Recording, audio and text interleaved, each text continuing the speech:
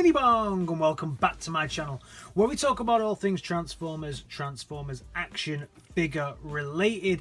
And today I'm coming back at you with another comic review, and this is part 3 of what will be a 4-part series. If you want to go out and check the other videos that I've made around Transformers versus Terminator, you can go here. Now somewhere around here will appear a lovely little marker which will take you to the playlist. And also guys, obviously with this being part 3, we're gonna dip straight into spoilers here from the get-go. So just a quick recap if you have missed any of them and you are just deciding to jump in here. This is part 3 of the IDW and Dark Horse Transformers cross with Terminator. This story takes place right at the beginning of Transformers and during an alternative version of the first Terminator movie, where the Terminator has gone back to actually get rid of the Transformers, meet Sarah Connor, but he's gone back to basically get rid of the Transformers because the Transformers are now the biggest threat to the planet. This is not the front cover that I actually wanted to pick up for this issue. I actually wanted to pick up, and I'll show you very quickly the one that I wanted to pick up.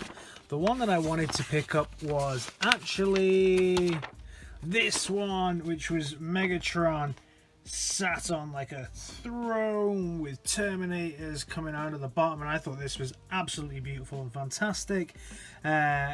Unfortunately, this was sold out in my local comic store, so my local Forbidden Planet didn't have it, and I tried to get it online as well, and I think I just missed out on the online as well for this, so I picked up this version instead, and I have to say I'm actually still very pleased with this cover. When I did the initial chat about this on my news section, I spoke about this cover, but I completely missed these two heads that are embedded in the Terminator's chest of Optimus Prime's head and Megatron's head. I completely missed this, so I'm actually really happy with this cover. Awesome artwork as usual from the guys at IDW and Dark Horse. Every cover for this has just been smashing it out of the park. Then as we left off in the last one, so at the end of episode 2, we saw that the Decepticons were descending to Cyberdyne systems to actually attack Cyberdyne systems, and we can see some absolutely fantastic artwork there of Megatron and Starscream attacking the Cyberdyne systems property there.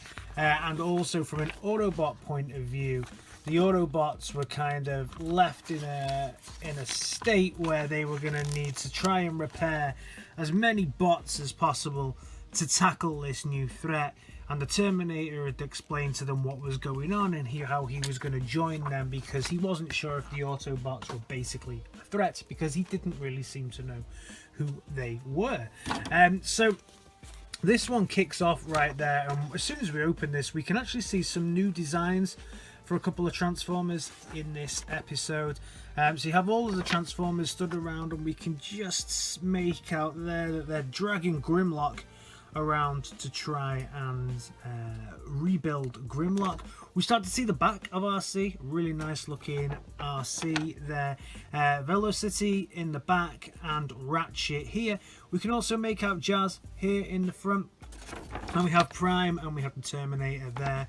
The Terminator is trying to make some kind of assessment on who all these people are and whether or not they pose an actual threat.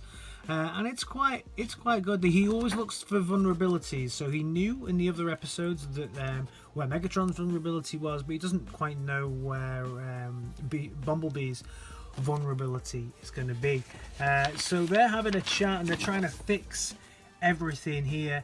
And it's quite cool. Sarah Connor has this little conversation with the Terminator here, and Bumblebee then and RC are trying to get the Autobots in a position where they can actually be fixed. Wheeljack then basically tells them that they fixed as many bots now as possible, and we can see all the bots that they've managed to fix here. so we can see awesome version of Prime. I really like the version of Prime that they've done here. It's kind of G1 mixed with the IDW ones. Really nice. This version of Velocity, really nice as well. I'll go into a little more in depth with this one in a second. And then we have Bumblebee, really nice. Wheeljack looking very G1. The version of RC in this is beautiful as well, and Ratchet. These three here obviously look very G1, whereas RC, Velocity and Prime have little slight alterations there. So they break off into teams to go and search for Energon, because they need to get more Energon infused into them to be able to actually fix up the rest of the bots. So they split off into teams, and Bumblebee teams up with Sarah Connor, RC teams up with the Terminator, and Prime hooks up with Velocity. And what is cool here though is that they've made Velocity into a cross between Velocity and, actually it's probably better if I go to the back to show you the kind of artwork here, and Trax. So they've turned Velocity into kind of Trax basically, so a mix between the two. Really cool. I like the way that they've done that. After they all drive off, we cut back to Skynet here, or Cyberdyne Systems, where Thundercracker is kind of reporting back into Megatron that basically Starscream has annihilated all of the scientists. We get a really nice throwback to G1 here, where we can see that they're stealing the power using the Energon cubes out of Soundwave, exactly the same way they did. I think it was the Sherman Dam one. I can't remember, but it was where they were doing that. The Decepticons are also trying to get into the base, but they're having a lovely snack, and they get delicious. There's some really nice little throwbacks to little lines from G1 and from the movie and from the G1 cartoon. But Megatron basically loses his shit and just says that, you know, the people, Terminator knew all their weaknesses. They need to make sure that this Terminator never exists. Then on the western coast of Oregon, you can see Prime and Velocity trying to make sure basically that this shit doesn't happen again. They get to somewhere a little bit too late, and they can see that there's destruction everywhere, where Sarah Connor had to go and change her clothes with Bumblebee, and then she comes back and they're about ready to go. But they're trying to listen to find out where there's some issues, and they hear here that Cyberdyne Systems has been attacked, and work out it's probably the Decepticons. RC and the Terminator kind of have a little bit of they kind of get to know each other a little better and have a nice touching conversations where they connect around weapons and who's the bigger badass. And it's good that RC is the IDW version. She is basically threatening the Terminator and saying, if you mess with, you're on our side now, but if you mess with us, you're going to see what a warrior I am.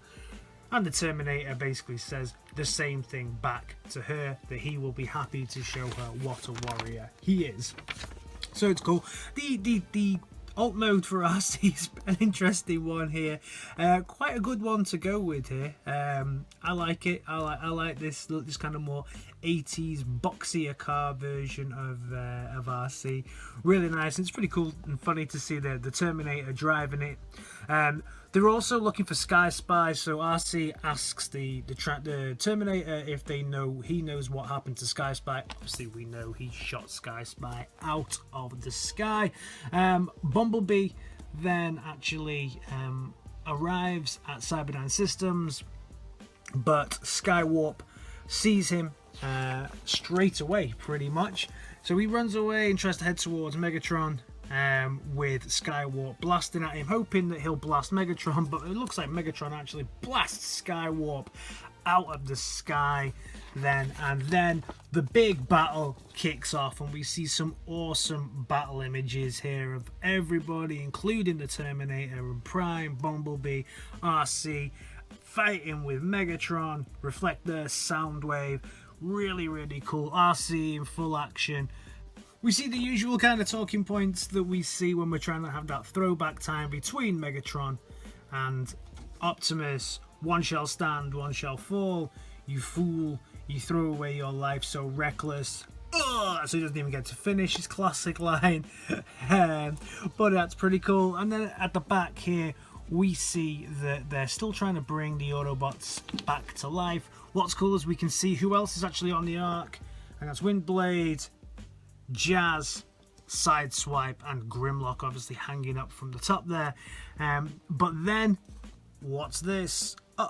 Oh, SpaghettiOs, kaboom! So yeah, so looks like the rest of the bots may actually be gone, wiped off the face of the planet.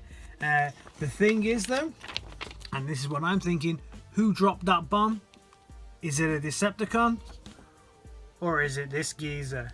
I'm willing to bet this is the work of this geezer right here, because his one job is to rid everything of the Autobots.